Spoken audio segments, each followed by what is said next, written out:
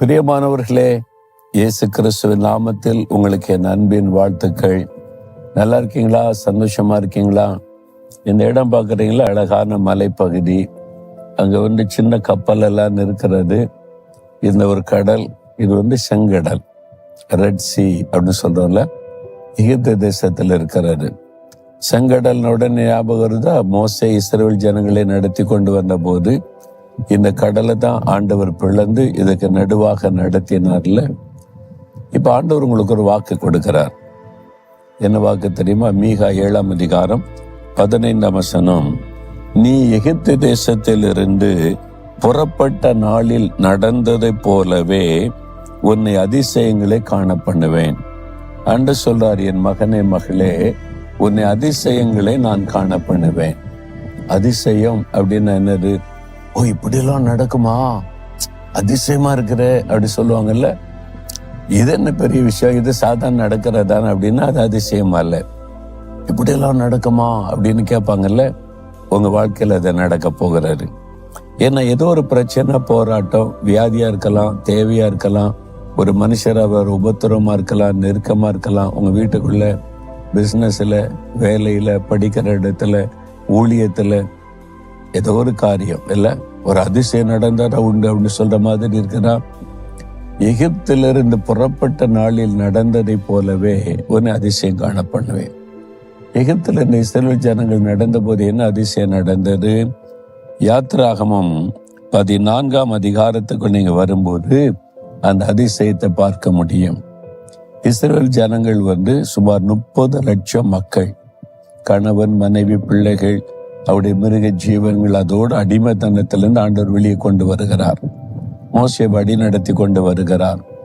அவங்க இந்த செங்கடலின் கரையில பாளையம். இந்த இடம் கிடையாது, இது எகிப்தினுடைய, நாங்க ஒரு பகுதியில் இருந்து பேசுகிறேன், அதனுடைய ஒரு பகுதி தான் இது. அப்ப அந்த கடற்கரையில அவங்க பாளையம் இறங்கி இருக்கிறாங்க. செப்பா, 400 வருஷம் அடிமைத்தனத்தை நமக்கு விடுதலை கொடுத்த தேவனுக்கு ஸ்தோத்திரம் நீ மகிழ்ச்சியோடு துதித்தாங்களா. திடீர்னு ஒரு சத்தம் கேக்குது. என்ன சத்தம் நீ பார்த்தா? ரதங்களின் இரைச்சல். தூரத்துல பார்த்தா பார்வோனுடைய சேனை, எகிப்தினுடைய ராஜா. அந்த ராஜா எகிப்தினுடைய சேனை முழுவதையும் திரட்டி கொண்டு வருகிறான்.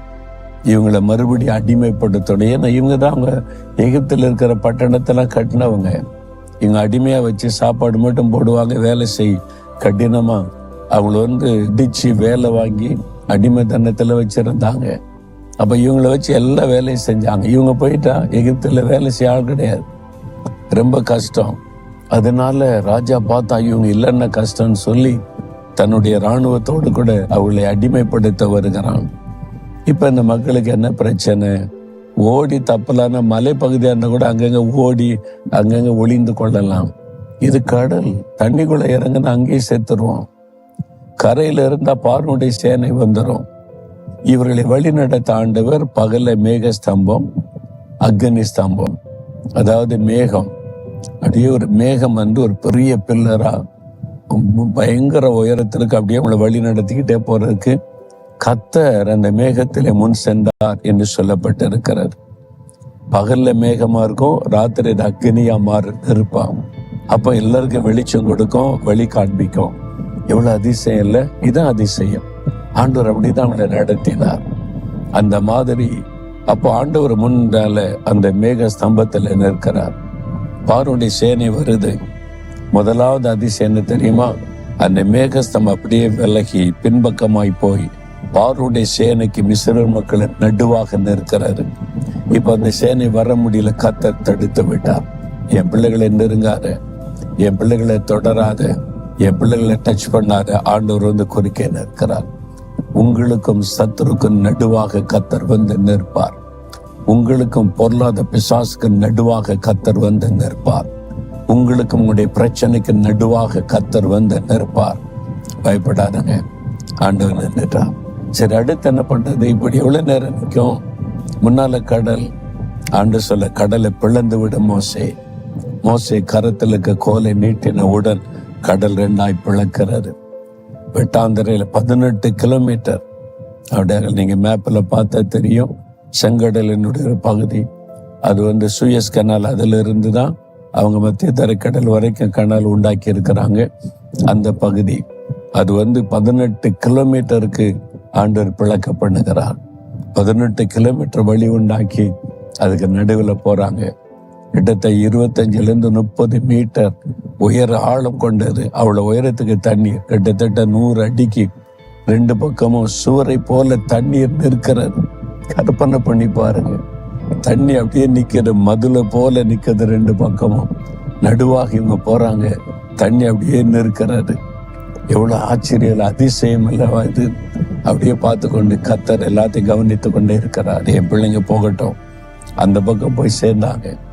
பார்வோனுடைய சேனை பார்த்தா இவங்களை விடக்கூடாது, கடலுக்குள்ள வழி இருக்குல்ல, நம்மள போலான்னு இல்லை, எல்லாம் உள்ள நுழைஞ்சாங்க.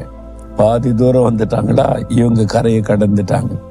ஆண்டவர் கடலை மறுபடியும் ஒன்னா சேர்த்தார். அவ்வளவுதான், கடலுக்குள்ளே சேனை முழுவதையும் கர்த்தர் கவிழ்த்த போட்டார் என்று பார்க்கிற அதிசயம் தான் இது.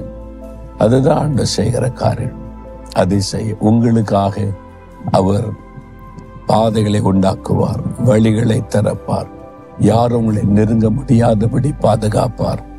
உங்களுக்கு ஒரு விதமாக எழும்பின சத்துருக்களை ஆண்டவர் சொல்றார்ல, இன்றைக்கு காண்கிற எகிப்தியரை இனி என்றைக்கு காண மாட்டீங்க. இன்றைக்கு நீங்கள் பார்க்கிற பிரச்சனையை இனி என்றைக்கும் பார்க்க மாட்டீங்க.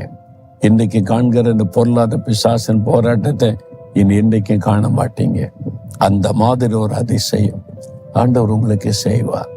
பயப்படாதங்க, சூழ்நிலை கண்டு கலங்காதங்க. உன்னை அதிசயத்தை காண பண்ணுவேன். ஒரு அதிசயம் தேவை இருக்குல்ல, ஆண்டவர் பார்த்து கேட்குறீங்களா, எனக்கு இந்த காரியத்தில் ஒரு அதிசயத்தை செய்யுங்க. நீங்க வாக்கு கொடுத்திருக்கிறீங்க, அதை செய்யுங்க ஆண்டவரேன்னு கேளுங்க. இன்றைக்கு ஒரு அதிசயமான காரியம் நடக்கும்.